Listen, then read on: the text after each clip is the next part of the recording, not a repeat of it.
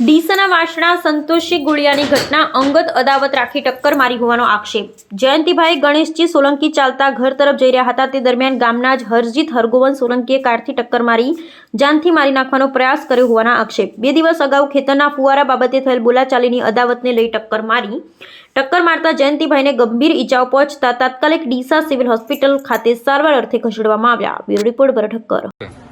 શું નામ તમારું? પ્રદીપભાઈ સોલંકી। શું થયું હતું? 2 દિવસ પહેલા ફુવારાનું પાણી અમારા ખેતરમાં આવવાથી એમના ભાગીદાર જોડે થોડી ટસર થઈ હતી બોલાચાલીની। એની અંદર કંઈ પણ પ્રકારનું કંઈ એવું કંઈ મારા કૂટ કે એવું કંઈ પણ પ્રકારનું કંઈ થયું નહોતું। અને મારા પપ્પા આજે ત્યાંથી રોડેથી ચાલતા આવતા હતા બહારગામથી, એટલે તે સમયે પેલા ભાઈએ જેનું નામ અજીત અરગોનજી રણછોડજી સોલંકી છે, તે એની પોતાની એસ્ટીમ વ્હાઇટ ગાડીથી એમને સામેથી ઇન્ટેન્શનલી ટક્કર મારી, ફરીથી ગાડી રિવર્સ કરી, બીજી વાર ગાડી ચલાવવાનો ટ્રાય કર્યો, એમને મારવાનો ટ્રાય કર્યો। પેલા ભાગીદારના બીજા મજૂર લોકોએ એમને ત્યાંથી જગ્યા ઉપર સ્થળ ઉપરથી એ સમયે ત્યાં હાજર હોવાથી એ સમયે એમને બીજી વાર ગાડી ઠોકતા એ મારી અને પછી ભાગી ગયો। શું નામ હતું ભાઈ સામેવાળાનું? સામેવાળાનું નામ હતું અજીત હરગોનભાઈ રણછોડજી સોલંકી। ઓકે, શું માથાકૂટ હતી તમારે પહેલા?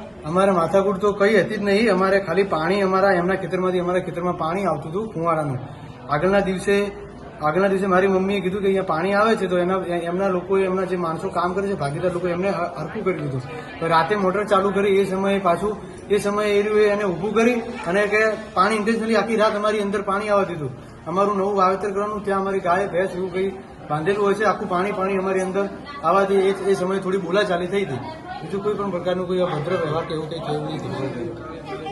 108ની અંદર એમને દવાખાને અત્યારે સિવિલ હોસ્પિટલ ડીસા ખાતે ખસેડાયેલા છે અને એ આગળની કાર્યવાહી પોલીસ સ્ટેશનથી થશે। ઓકે।